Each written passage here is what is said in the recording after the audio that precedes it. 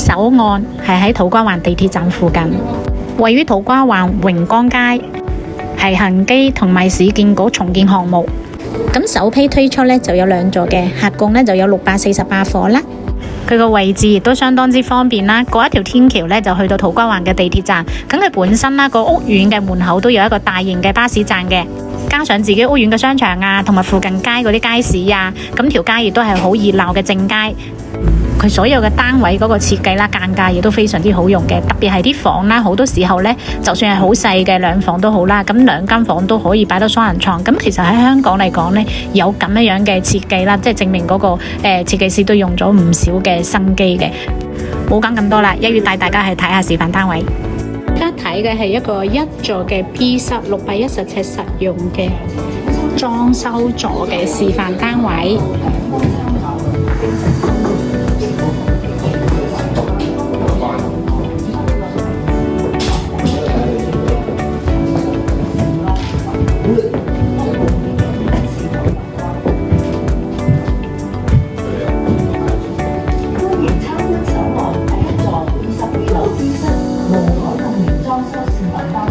呢個係成個單位冇改動過嘅。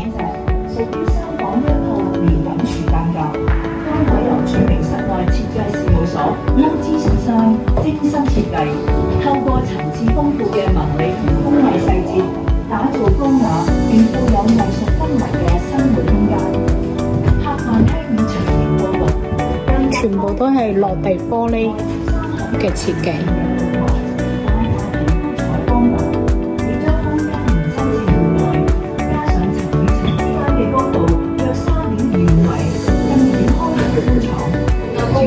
樓底大概有3.25米，即係每一層嘅同每一層之間嘅嗰個樓底高度。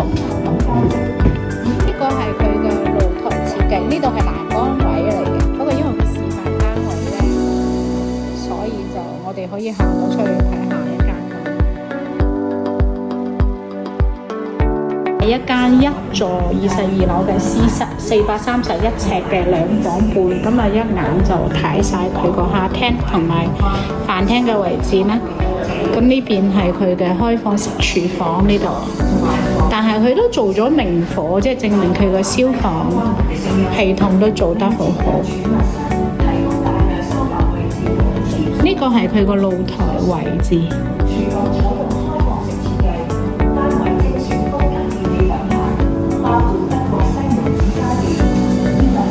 呢個係一個膠標嚟嘅。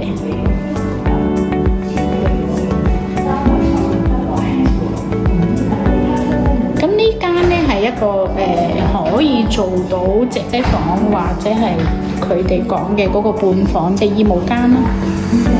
呢邊就主人房，呢間主人房都幾大嘅，一樣係落地玻璃幕牆，跟住呢邊仲可以做到一個衣櫃位。我哋去睇一睇個細房先。細房一樣係落地玻璃，細房其實都唔細啊，呢個位都可以擺到一個雙人床。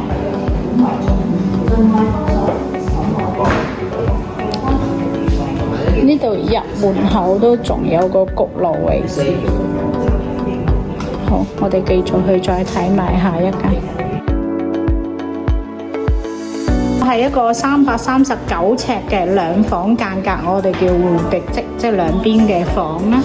咁佢339尺其實做到2房係好勁㗎呢個。咁洗手間都有，即係淋浴間嘅位置其實，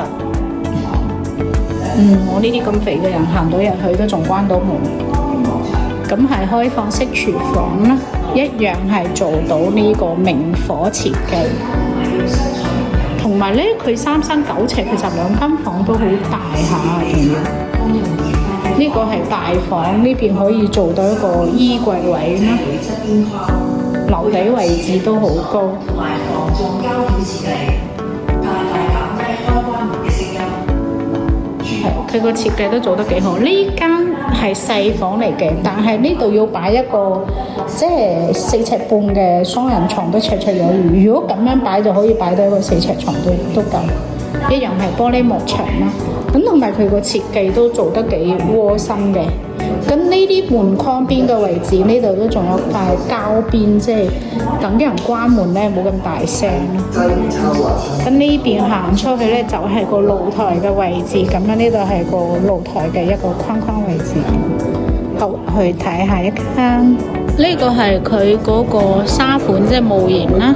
咁見到咧下邊地下啦，一樓跟住呢啲位咧就係個商場位置，咁上邊呢一層咧就係佢個會所位置。咁全部都係玻璃幕牆。咁呢邊仲有一啲未起嘅，依家賣咧就係講緊賣呢邊。1、2座呢邊，咁佢仲有3、5座嗰啲未起，好方便啊！有天橋咧，即係一直係咁樣過住咁樣。